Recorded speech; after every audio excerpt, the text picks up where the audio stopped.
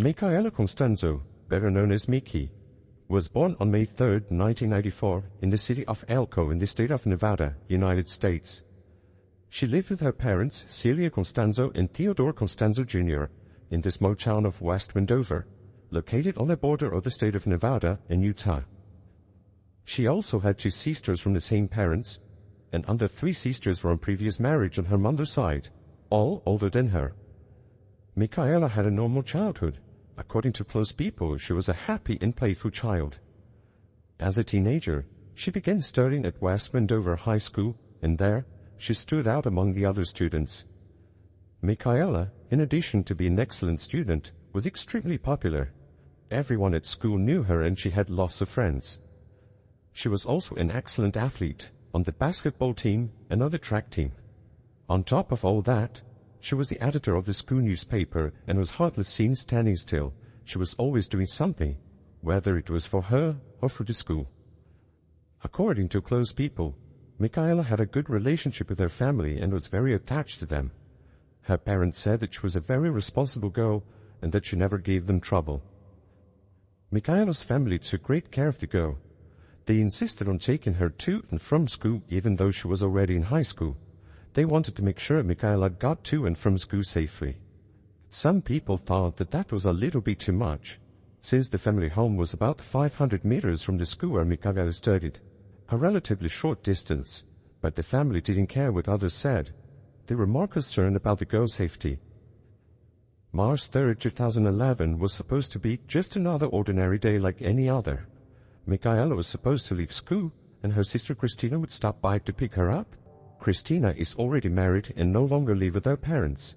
She is usually the one who takes and picks up Micaela from school, and after leaving her safely at home, she returns to her own house where she lives with her husband. However, that day, Christina was not in town. She had traveled to Las Vegas with her husband. Micaela's parents were at work and couldn't get out, so there was no one else who could pick her up. But they didn't worry too much as the family home wasn't too far from the school, and the town of West Wendover is quiet and peaceful.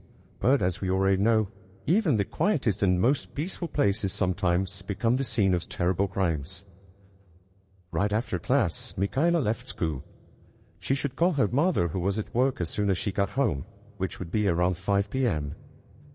Celia was working at a casino that afternoon and was waiting for her daughter to call. Time passed and Micaela didn't call her mother. Celia, worried, decided to call Micaela's cell phone, but all her calls were refused. The woman was very worried. Micaela had never done this before. The young woman, whenever she got home, called her mother to let her know that everything was fine, and whenever her mother called, she answered. Celia knew something was very wrong. She then called Christina, Micaela's sister, and asked if she had spoken to the young woman. Christina said no, but that her mother didn't need to worry because Micaela would probably be at post-school training sessions, or maybe she'd found some friends and was distracted by talking. Christina also said that Micaela, for the first time, could just be behaving like a normal teenager. In the sequence, Christina also tried to call her sister, but without success. The hours passed and it started to get very cold. Celia knew that her daughter hadn't taken a coat to school, and she was even more worried, because wherever Micaela was, she would probably be cold. Out of concern, the woman asked to leave work early. Celia hoped that Micaela was already home and would explain to her what had happened, but upon arriving at her home, the young woman's mother realized that she hadn't arrived yet. In the house, there was only DJ and Micaela's older sister. Celia asked DJ if she had spoken to Micaela, but like her mother and the other sister, she hadn't heard from the young woman either. Both Celia and Micaela's sisters repeatedly tried to contact her. DJ even left several messages with a serious tone, saying that if it was some kind of joke, it wasn't funny. With no response from the young woman, the family decided to contact all of her classmates, but no one knew anything. With that, the family realized that it was something really serious, so they called the police. Authorities immediately began the search. It didn't take long for the news of Micaela's disappearance to spread across tiny West Wendover, which was just over 4,000 inhabitants. About 80 people, including family acquaintances and strangers who just wanted to help, joined the search. Micaela's boyfriend Javier was called to testify. He told the police that he didn't know anything either, and that the last time he saw Micaela she was normal. The searches for the young woman were unsuccessful. The police then decided to follow another line. They checked Micaela's phone records and analyzed the last calls made and received by her. Among these calls there was a phone number that appeared several times. The number belonged to Cody Patton. Cody was one of Micaela's best friends, and the two had known each other since childhood. He was 18 years old, was a football player, and was in his last year of high school at the same school where Micaela studied. The boy lived with his family in the same apartment complex where Micaela's family lived, and was in this complex that they met and started a friendship. Cody was engaged to a girl named Toni Fratto, who also attended West Vandover High School. They met at school and started dating in 2009.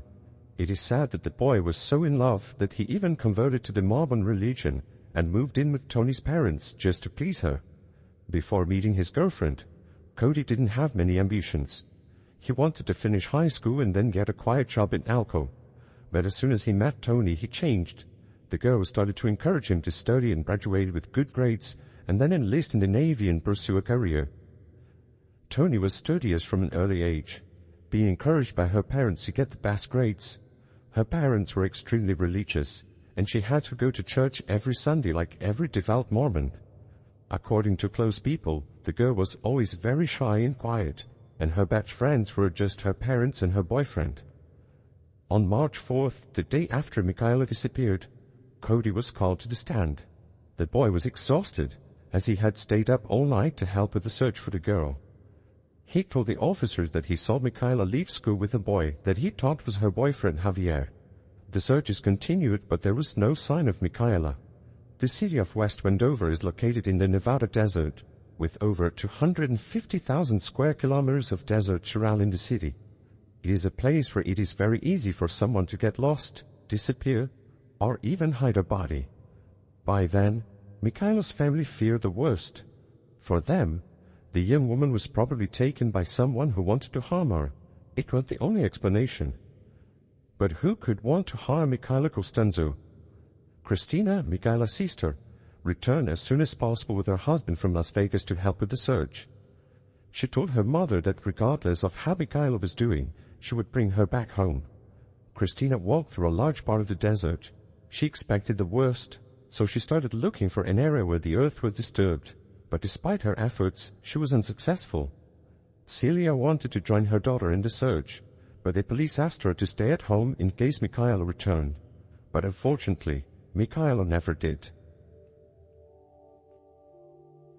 On March 6, 2011, 3 days after the disappearance, one of the volunteers who was helping with the search noticed something strange in the middle of the desert. He saw tire marks that looked fresh. He then followed the trail made by the marks and found a stain on the ground that looked like blood, and in the same place the earth was disturbed, as if someone had been buried there. The volunteer didn't touch anything and immediately called the police. When the police arrived, they started to dig some dirt out of the place, and indeed, there was a body there. Forensic teams were called. However, they would come from the city of Reno, which was more than 5 hours from West Vandover, so the local police had to wait until the other day. Christina was also in the desert, still looking for her sister, when she saw the isolated area with several police officers around. Immediately she knew they had found something. She then decided to go to her mother's house, and afterwards the two went to the police station in search of answers. The police told them that they had found a body in the desert, and that although they were not sure if it was Micaela, there was a high chance that it was her, as she was the only person reported missing. The two asked to see the body, but the police said they had to wait for the forensic team to arrive so as not to contaminate the crime scene. Christina was reluctant. She asked the police officers they would leave her sister one more night in the cold. The policeman said it was necessary for the investigations and asked Christina and her mother Celia to return home. Celia told them that their little girl shouldn't spend another night alone. The policeman said that they would spend the whole night there and that their little girl would not be alone anymore. And again, they asked the two to return home. In tears, the two returned and obviously didn't sleep that night.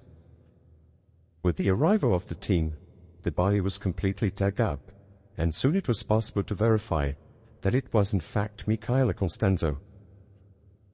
The necropsy revealed that Micaela was beaten and had numerous perforations on her body, caused by a knife. She also had several cuts, mostly on her face and neck.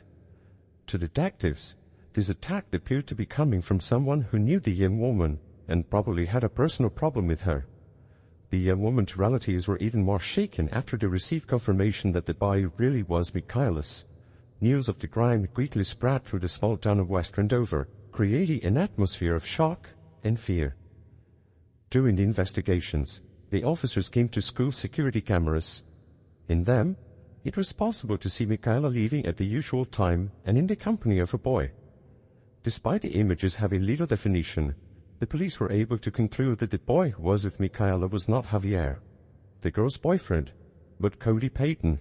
It was the boy's own father, Cody Patton, who took him to the police station for him to give a statement.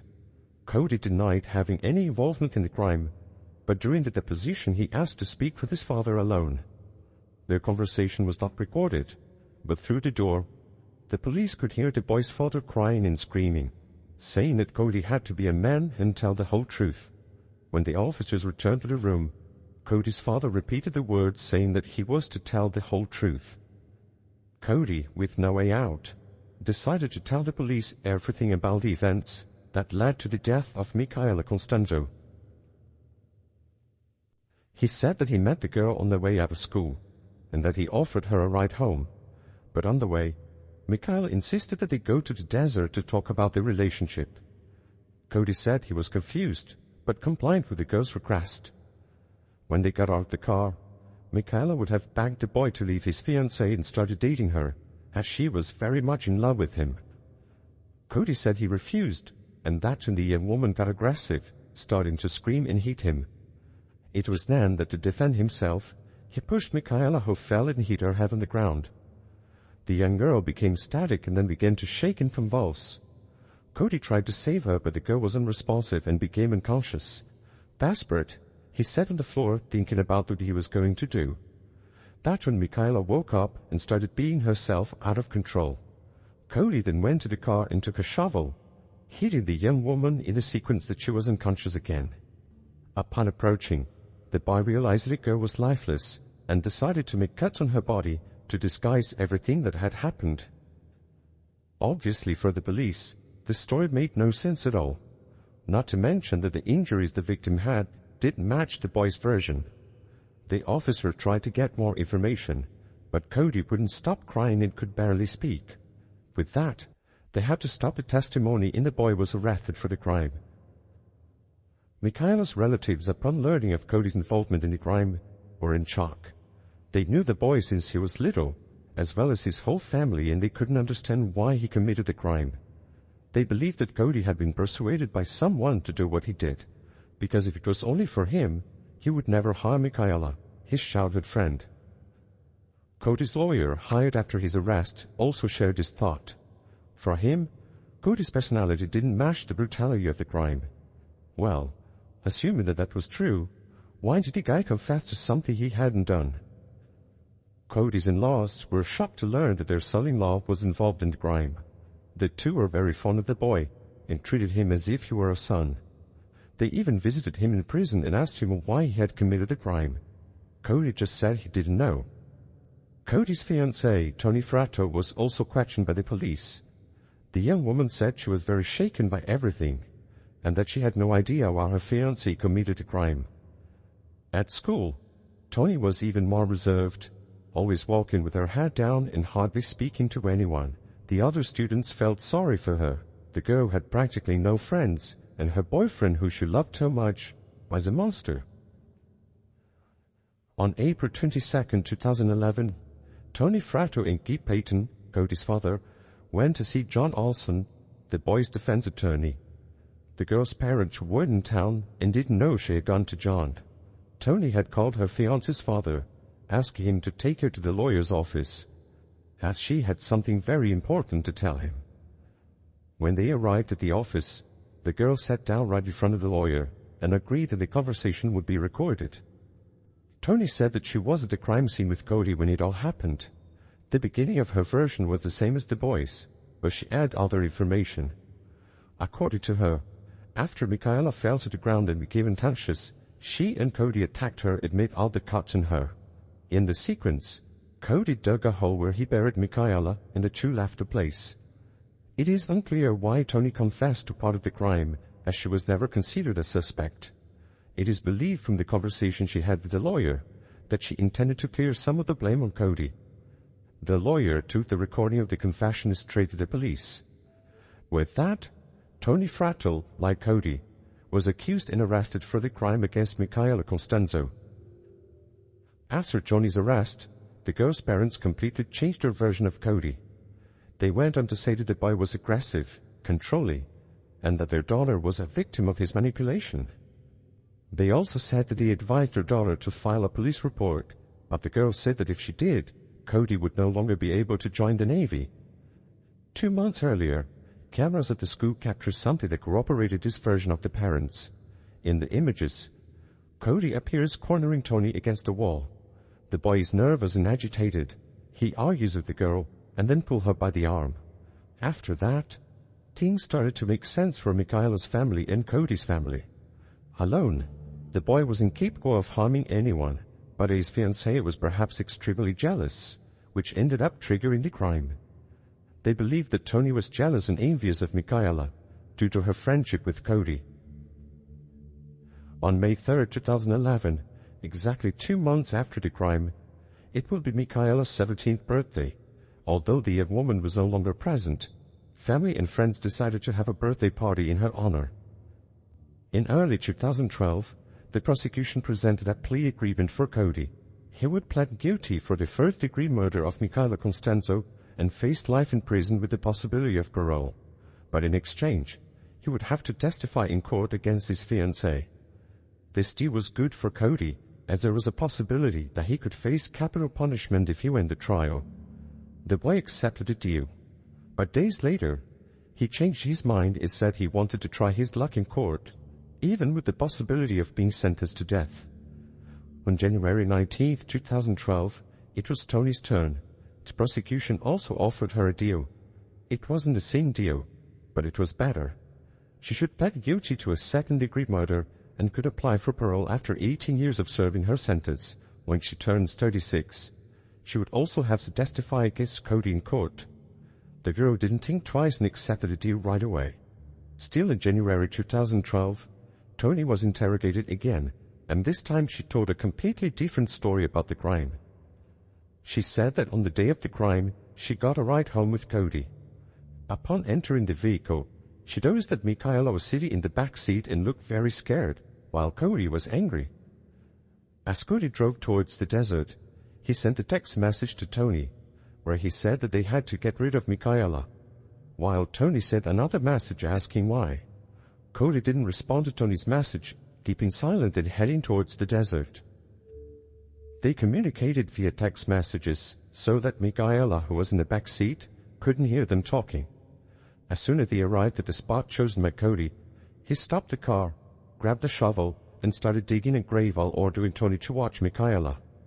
While finishing the pit, Cody would have dragged Micaela and ordered Toni to hit her, but Toni walked away saying she didn't want to participate in that. The boy then did it alone and then ordered Toni to take the shovel and hit Micaela.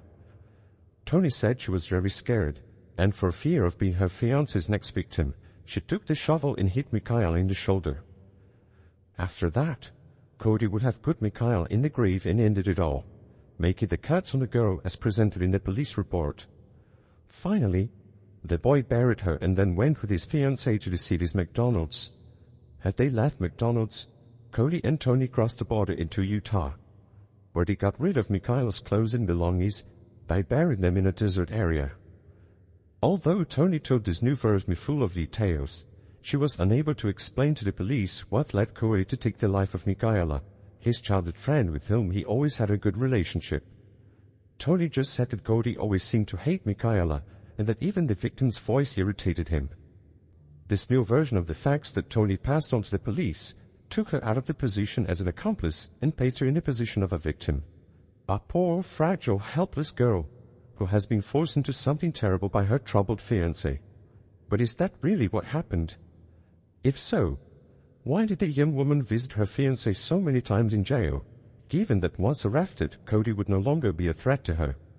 What about her daily phone calls to debate his Sherry, where she told Cody she loved and missed him?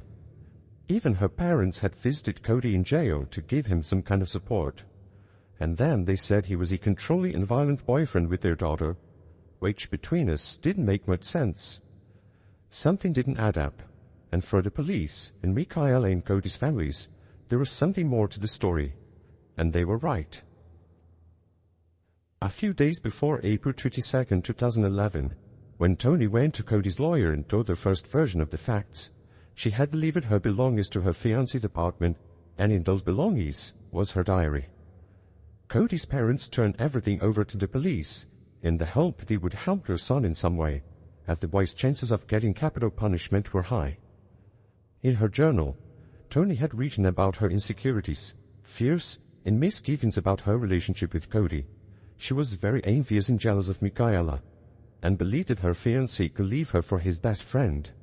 She even wrote that Cody and Micaela made a good couple, and that deep down she knew her fiancé didn't really love her. Micaela's sisters and colleagues report that Toni didn't like the young woman at all. Her jealousy was growing, even if she had no reason to, and every time she saw Cody talking to the girl, she threw a tantrum. Still in her diary, Toni even wrote that she was so angry with her fiancé that she thought about giving up on life. She even took 4 aspirins in order to make this happen, and wrote that if her relationship with Cody didn't last forever, it wasn't worth leaving. Micaela's sisters and colleagues also reported that Cody changed a lot after he started dating Toni. The boy began to make dull and meaningless jokes of a violent nature. It is said that once, Micaela was walking down the school hallway when Cody approached her and made a sudden move towards her arm. At the time, the girl didn't understand what it was about, but then realized that her arm was bleeding. Apparently, Cody caught her in a totally unfunny joke. After that, Micaela decided to move away from the boy. She greeted him whenever she saw him, but stopped talking to him as she did before. The police later discovered that Cody was having a secret relationship with another woman. As a matter of fact, the car he used to take Micaela and commit the crime belonged to this woman.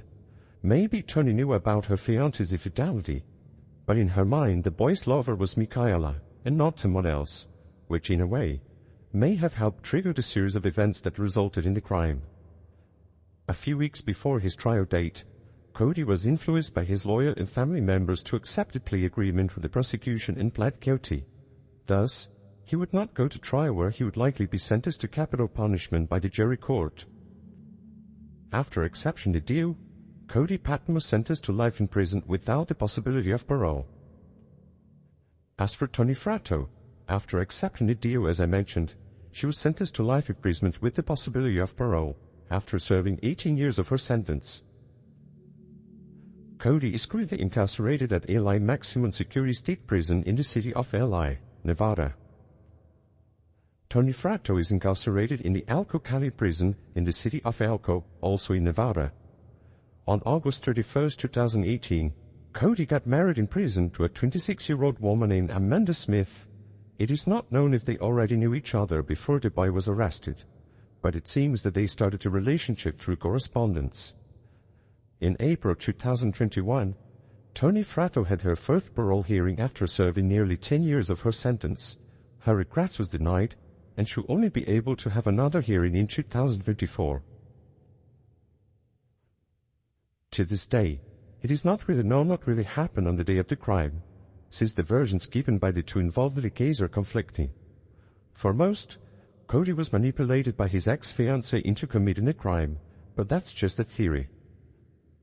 What is really known is that the life of a cheerful, friendly young woman with her entire future ahead of her was taken in a terrible way for an absurd reason. Mikela Constanzo's funeral was open to the public and was attended by over 1,000 people. The farewell ceremony was marked by a lot of commotion. Family and friends spoke about Micaela and remembered how happy and cheerful she was. West Wendover High School honored a young woman by placing her basketball uniform along with her picture on the sports court wall where other students can see and remember her. Outside, students gathered to paint and sign a huge rock on which they wrote, "Miki will love you." Well guys, that's it for today. Thanks for watching until the end. Best wishes, and I'll see you next time.